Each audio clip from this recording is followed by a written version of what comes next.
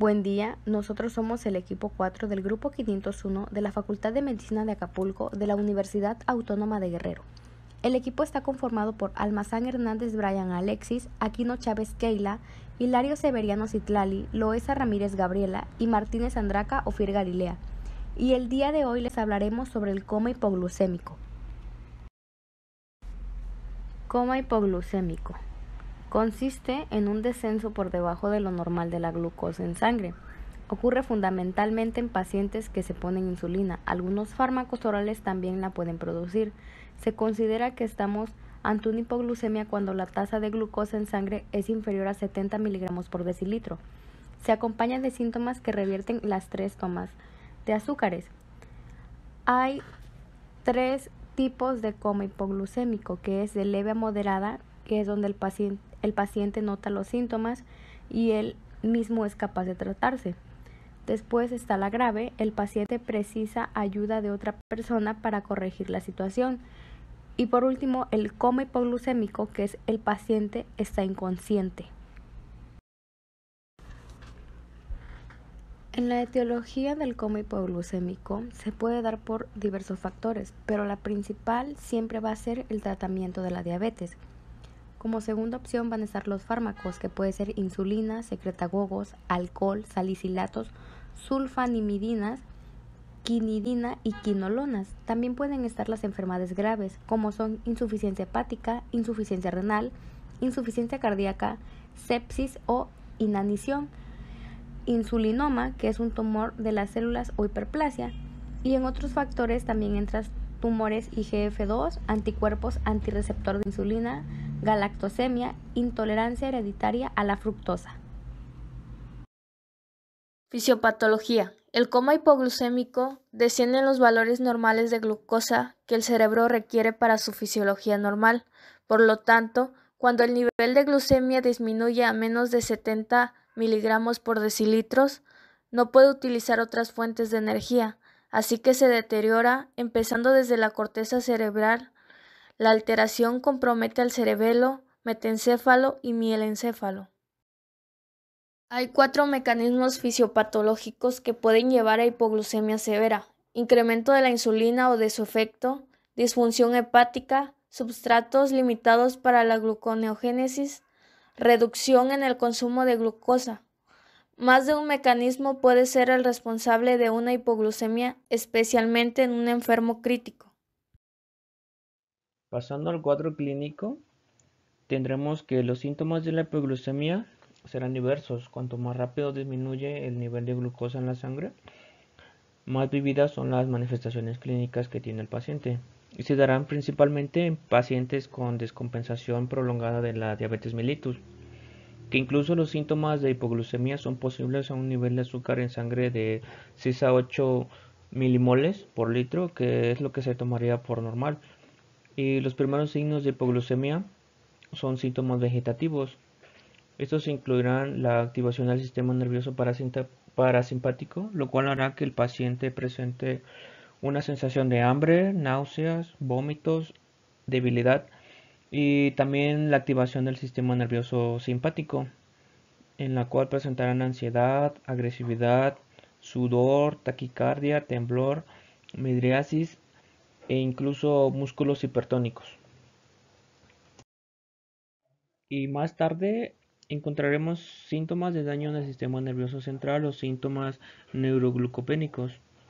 Estos incluirán irritabilidad, disminución de la capacidad de concentración, desorientación, dolor de cabeza, mareos, violación de la coordinación de movimientos, automatismos primitivos como son muecas y reflejos de agarre, convulsiones, síntomas neurológicos focales que son hemiplegia, afasia y visión doble. Aparte, amnesia, somnolencia, alteración de la conciencia, trastornos respiratorios y circulatorios de génesis central. Y por último sería coma o la muerte.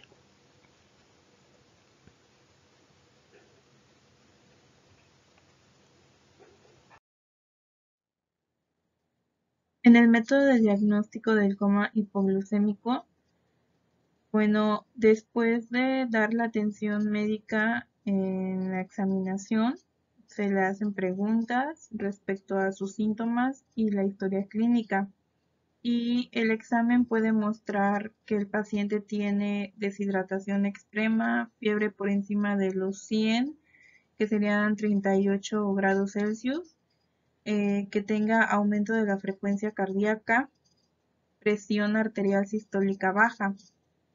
Mientras que en sus exámenes se pueden incluir la osmolaridad de la sangre, es decir, la concentración, los niveles de creatinina, el nivel de sodio en la sangre, el cual debe de estar ajustado a los niveles de glucosa en sangre, y exámenes de cetonas y la glucosa en sangre.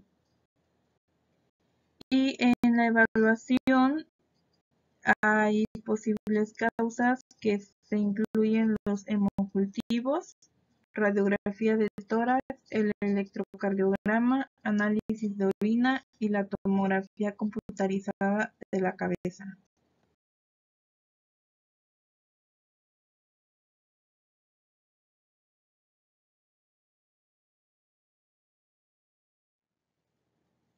Para el tratamiento del coma hipoglucémico en nuestro paciente, si éste se encuentra o permanece lúcido, entonces se le debe de administrar de 15 a 20 gramos de azúcar diluidos en agua o jugo por vía oral. Si nuestro paciente se halla inconsciente, entonces se le aplica por vía endovenosa una dosis de 15 a 25 gramos de glucosa. Y en casos de que la hipoglucemia sea debido al uso de hipoglucemiantes como las sulfonilureas, se emplean entonces por infusiones de solución dextrosada de 5 a 10%. Y otra forma de tratamiento para dicho efecto es la administración de suero glucosado al 10%. O bien, si el paciente no se recupera pronto, entonces se le debe de administrar de 100 a 200 miligramos de hidrocortisona por vía endovenosa. Hay un fármaco que estimula las reservas de glucógeno en el hígado, que es el glucagón, pero en este tipo de coma hipoglucémico casi no se le emplea.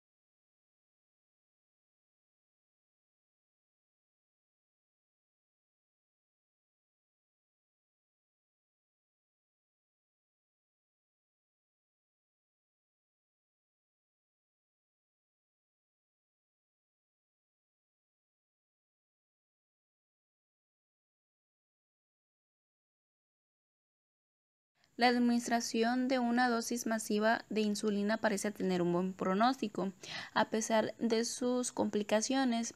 También el retraso en el tratamiento de la hipoglucemia puede ser factor de pronóstico, también para determinar dicho resultado, llegando a producir secuelas neurológicas graves e incluso la muerte encefálica. El retraso de más de 6 horas entre la inyección de la insulina y el primer tratamiento médico y un tiempo de vida media de más de 48 horas de duración son los factores independientes de mala evolución en este tipo de pacientes.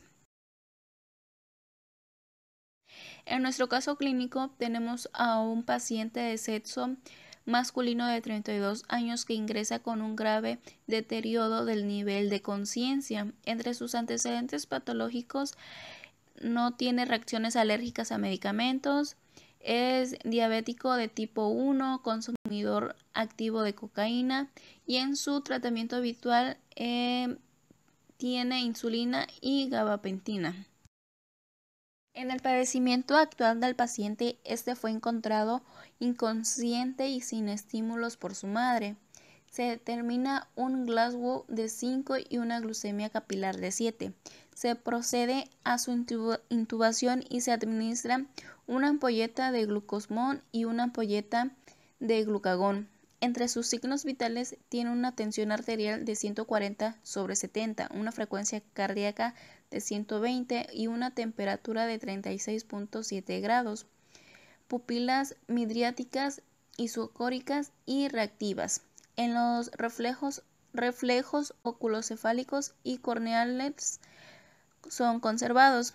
En la respuesta al dolor con flexión en extremidades superiores y no respuesta al dolor en extremidades inferiores. Dentro del análisis macro y microscópico del líquido cefalorraquídeo, así como los cultivos, estos fueron negativos y permitió descartar la hemorragia subaracnoidea y encefalitis. Dentro de las 48 horas se le realizó al paciente una tomografía axial computarizada que resultó normal, por lo que se desestimó el ictus isquémico. Valorando la edad de nuestro paciente y conociendo que no dispone de una historia previa de episodios epilépticos conocidos, podemos descartar la epilepsia como causa de cuadro comatoso.